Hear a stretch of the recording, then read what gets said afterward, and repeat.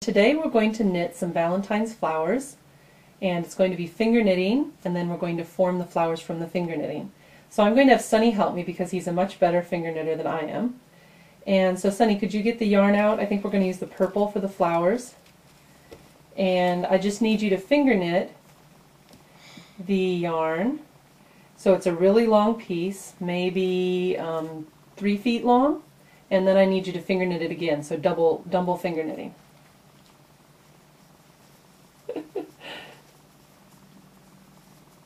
And there's our cat over there playing with the finger knitting. Oh, that's a nice ball of finger knitting we're doing, isn't it, kitten? You like that?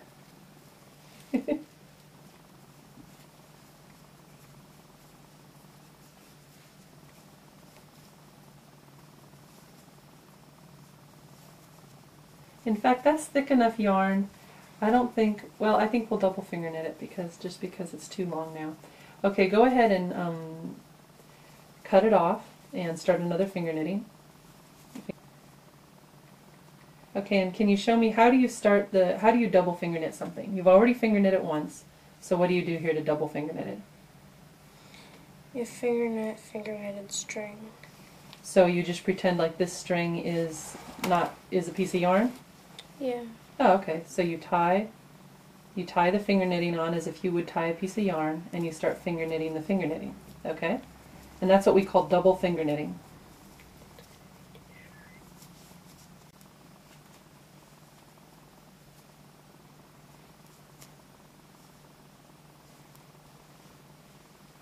Okay, and that's how it looks. Okay, now I'm going to show you how to make this piece of finger knitting into a flower. And the two things you need, the two factors you need in your finger knitting, is you need something that's long enough. And I think this is a little bit short. It may make a small flower instead of a larger one.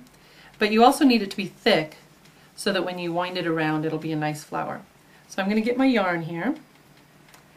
And I need a piece of yarn to sew up this flower.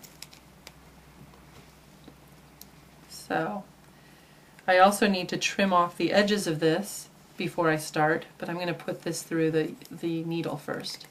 I usually twist it a little bit to make it thinner. I have a thick yarn, and when I'm doing the flowers they go a lot more quickly when you use the thick yarn, so I'm using a very thick yarn because it's really nice if you want to make more than one of these flowers. You can make a bouquet for your mother or for anybody else for Valentine's Day, for a special teacher or anything. And so here's your finger knitting, and here's what I'm going to use to sew it. What I start out by doing is I twist it into, I'm going to twist it into what it's going to, now actually this is a big enough flower, you see? This is what it's going to be, this is what it's going to look like in the end. But to make it look like this, I'm going to twist it again, but this time I'm going to do it slowly, and as I do it, I'm going to sew it together. So we'll start out again with just the finger knitting. I'm going to twist this around here.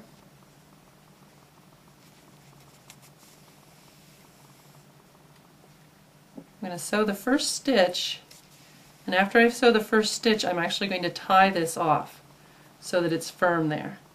And you can let go while you're doing that. You can just rewind it later. Okay, and I'm going to let that loose. I'm not going to cut it off yet. Okay, so I'm going to twist it some more, and as I twist it I'm just going to keep sewing the new part of the finger knitting to the old part that I've already twisted. You see how that works? So I'm twisting some more, and here's a new part that I just twisted. I'm going to put the needle down there and then up through the new part again and into the old part that I already twisted.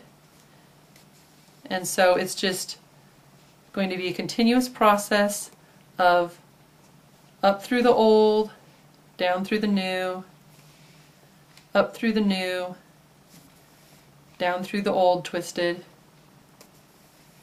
And you see how this is forming a nice flower? And then we go, well, since we went down through the new last time, we go up through the new part, down through the old part, up through the old part, down through the new part. Into the flower here, you see how that's sort of sticking out. I'm going to just sew that under there so that it's not sticking out. And then I'm going to turn it over and I'm going to sew it through, and then I'm just going to tie it off like this. So now we have a beautiful flower, and I'm going to show you how to attach it to the stem. So let's trim off the extra parts. And there we go. That's a beautiful flower. Now the other two things we need now we need another color yarn for the middle, and I'm going to use this orange. Ever since I was a child, I always colored the middle of my flowers orange. So this is a good color for me. And I picked some old branches. Of course, that being winter time, it's very easy to find dry branches without any leaves or flowers or anything on them. And I'm going to trim this one off a little bit.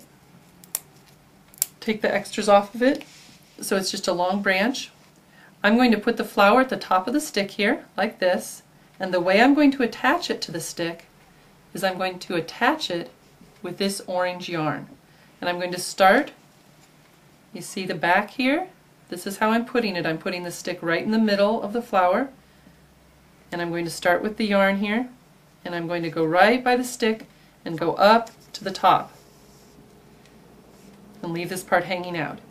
Then I'm going to go down through the bottom on the other side of the stick, and I'm going to make my first tie here. You see, now I'm actually tying the flower to the stick, but at the same time I'm making the inside of the flower. And I'm not sure if anyone else has come up with this pattern yet. This is actually a pattern that my daughter and I, Mohsina, created, and we created this pattern for her Valentine's decorations one year that she gave to the class. She made a flower for everyone in the class, and since then I remember one time we were visiting someone in Cyprus and we wanted to leave them a gift, and there weren't many places to shop there or anything like that, so we bought a really nice simple glass vase in the local store, and then my daughter and I sewed up an entire bouquet of these flowers, which actually didn't take too long, but they were beautiful, and we gave them as a gift to our hostess. So